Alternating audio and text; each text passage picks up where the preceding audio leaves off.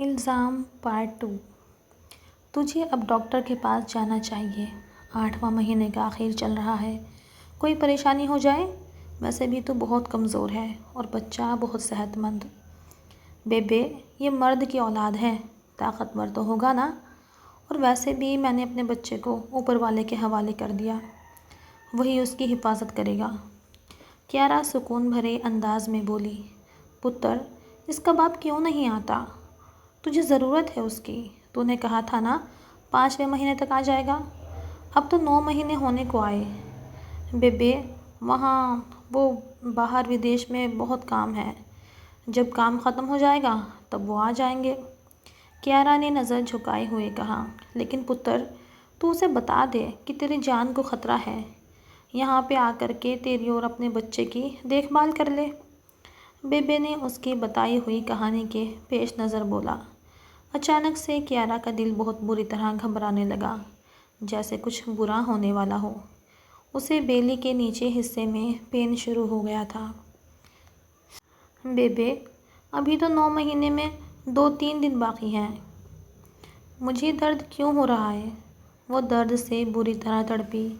उसी वक्त दरवाज़ा ज़ोर ज़ोर से बजने लगा। ये रात के इस वक्त दरवाज़े पर कौन आ गया? इतनी तेज़ बरसात बारिश में। बेबे, जो उसे थामे हुई थी, दरवाज़ा ज़ोर ज़ोर से बजने पर अपनी जगह से उठी। बारिश में भीगते हुए किचन सहन को पार करते हुए दरवाज़ा खोला तो वो वहीं दंग रह गई। सामने खड़ा नौजवान मर्द, जिसकी आंखों में गुस्से की सुर्खी छाई हुई थी। बेबे थोड़ा झिझक गई। उसके पीछे एक बड़ी गाड़ी खड़ी थी। कौन हैं आप? और रात के इस वक्त, जो वो भी बारिश में? मेरी एक अमानत है आपके पास, उसे ही लेने आया हूँ। सामने खड़े शख्स ने एक एक लफ्ज़ चुभाते हुए कहा। बेबे, बेबे। कियारा अंदर दर्द से दोहरी हुई जा रही थी। नाकाबिले बर्दाश्त दर्द को सहते हुए बेबे को आवाज़ लगाई जा रही थी। इस आवाज़ को सुशांत लाखों में पहचानता था। फ़ौरन वो अंदर बढ़ते हुए उसके कमरे तक पहुंचा, जहां वो मुश्किल पेट पर हाथ रखकर बिस्तर से उठ रही थी कि अचानक अपने सामने सुशांत को देखकर उसका रंग फक हुआ। सांस सीने में ही अटक गया। वो ब्लैक पैंट शर्ट में भीगा हुआ उसके सामने खड़ा बेयकीनी से उसे देख रहा था। कियारा नहीं में सर हिलाती हुई पीछे की तरफ हटती हुई सुशांत से दूर होने लगी। सुशांत उसकी हालत देखकर अपने लब भींच गया। वो माँ बनने वाली थी, उस शख्स के बच्चे की, जिसको वो नामर्द होने का इल्ज़ाम देकर आई थी। ऊपर वाले ने कैसे दुनिया में ही उसको इस इल्ज़ाम से बरी कर दिया था। प्लीज़ दूर रहें, मेरे पास नहीं आना, चिल्लाते हुए पीछे हटी। वो आज सुशांत से डर रही थी, जिससे कभी वो मोहब्बत करती थी। आज वो उसके वजूद से भी खौफ खा रही थी। सुशांत ने एक ही झटके में उसे अपने पास खींच लिया। कमर में हाथ डाले वो उसके भरे भरे वजूद को खुद के करीब कर गया। उसके चेहरे पर दर्द के आसार थे, लेकिन उस वक्त दर्द से ज़्यादा उसे डर लग रहा था। तो तुमने साबित कर दिया, तुम झूठी निकली। मुझ नामर्द का बच्चा पैदा कर लिया तुमने। बोलो, जवाब दो, या फिर मुकर जाओ कि ये बच्चा सुशांत का नहीं है। सुशांत उसकी बात पर तड़प गई थी। उसके लबों पर हाथ रखे वो तकलीफ़ से दोहरी हुई जा रही थी। सुशांत, मुझे पेन हो रहा है, प्लीज़ हमारे बच्चे को, हमारे प्यार की निशानी को बचा लो। वो दर्द से तड़पते हुए उससे इल्तिजा कर रही थी। उसकी इस बात पर सुशांत ने अपनी आंखें ज़ोर से मींची और फ़ौरन से कियारा को अपनी बाहों में भरते हुए बाहर ले जाकर गाड़ी में बिठाया। बेबे बस दरवाजे में खड़ी हुई उनको देखती रही। आधे घंटे तक ड्राइविंग करते हुए वो अस्पताल पहुंचा। उस वक्त सुशांत की जान पर बनी हुई थी। उसे आज ही ये खुशी मिली थी कि वो बाप बनने वाला था, और अब वो खुशी उसका आजमाइश कर रही थी। कियारा को आईसीयू में शिफ्ट किया गया। वो बेचैनी से हॉस्पिटल के कॉरिडोर में चक्कर लगा रहा था। वो फ़िलहाल किसी से कुछ कहने की पोजीशन में नहीं था। वो बस दुआ कर रहा था कि सब ठीक हो जाए। इतने में डॉक्टर उसकी तरफ आई। पेशेंट से आपका क्या रिश्ता है? जी, मेरी वाइफ है। इन पेपर पर साइन कर दो। ये पेपर कैसे? सुशांत ने डॉक्टर को सवालिया नज़रों से देखते हुए पूछा। अभी 9 महीने पूरे नहीं हुए और इन्हें लेबर पेन शुरू हो गया है, इसलिए हमें इनकी डिलीवरी करनी होगी। इस दौरान माँ या बच्चों में से किसी एक को बचाना। प्लीज़ डॉक्टर, मुझे दोनों चाहिए, वो बच्चों की तरह तेज़ लहजे में बोला। देखो मिस्टर, हम अपनी तरफ से पूरी तरह कोशिश करेंगे।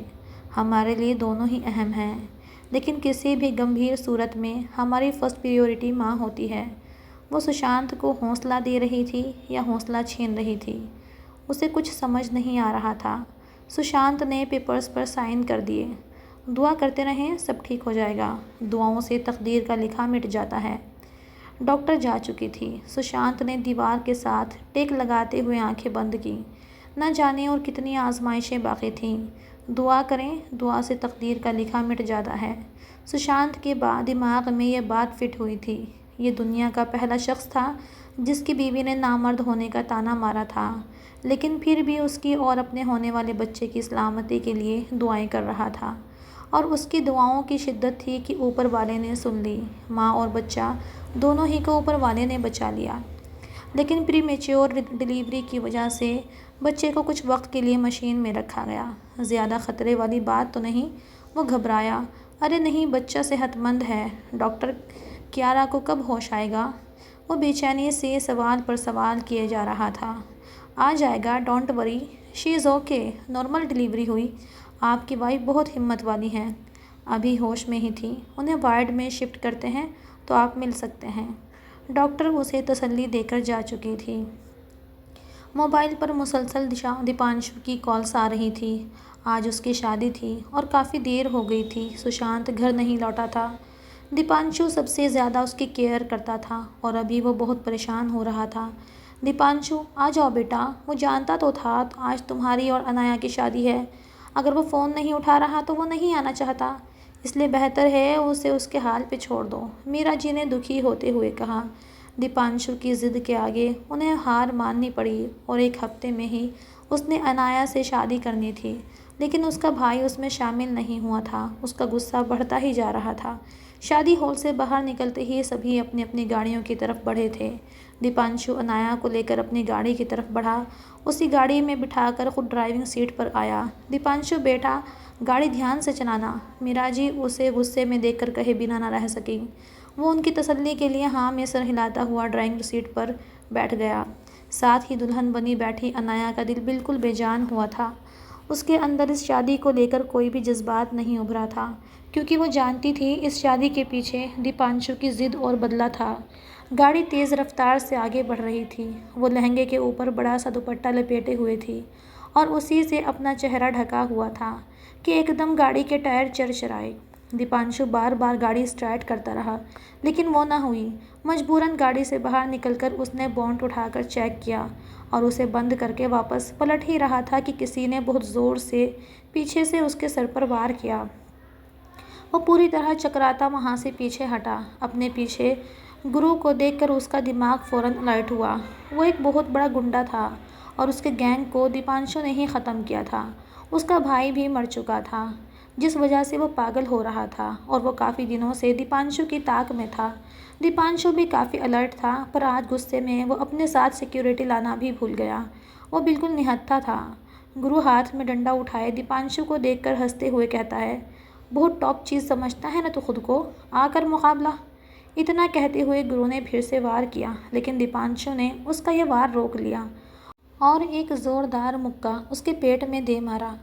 गुरु हड़बड़ा के पीछे हटा और फ़ौरन से चाकू निकाला। दीपांशु, उसके डर की मारी चीख निकली थी। वो एक नज़र दोनों को देखकर पीछे की तरफ कदम लेने लगी। वाह, क्या हुस्न है। डीएसपी से तो मेरा होना चाहिए था, बल्कि आज तेरी दुल्हन के साथ ही बीच सड़क पर सुहागरात मनाऊंगा। गुरु गुस्सा और शैतानी मुस्कुराहट से बोला तो दीपांशु को बहुत ज़्यादा गुस्सा आ गया। दीपांशु बिना सोचे समझे उसकी गर्दन को पकड़कर उस पर दबाव डाल गया। क्या बकवास की है तूने? बीवी है वो मेरी। नाम भी कैसे लिया तूने अपनी गंदी ज़बान से? वो मुसलसल दबाव बढ़ाते जा रहा था। तभी गुरु ने अपने हाथ में पकड़ा चाकू उसके पेट में घुसाना चाहा, जिसे दूसरे हाथ से दीपांशु ने पकड़ते हुए उसके हाथ को बेदर्दी से मरोड़ा वो एक पुलिस वाला था, उसका मुकाबला कौन कर सकता था? वो गुंडा अकेला क्या कर सकता? उसकी बॉडी बिल्डर जैसे वजूद के सामने उस जैसे 10 भी ना टिक पाते। अगले ही पल उसके कलाई टूटने की आवाज़ आई। उसकी चीख निकली। वो दर्द से बिलबिलाया। अनाया ने सहमते हुए अपनी आंखों पर हाथ रख लिए। धीर गुरु की सांस सीने में ही दबके रह गई। दीपांशु ने उसे ज़ोर से पीछे की तरफ झटक दिया और उसके सीने पर झुक के ज़ोर से घुटना मार कर उसकी पसली तोड़ दी। वो मचलता हुआ बेहोश हो गया। उसकी आवाज़ें बंद हुई तो अनाया ने दीपांशु की तरफ देखा, जिसके सर के पीछे चोट लगी थी। वहाँ से खून बह रहा था।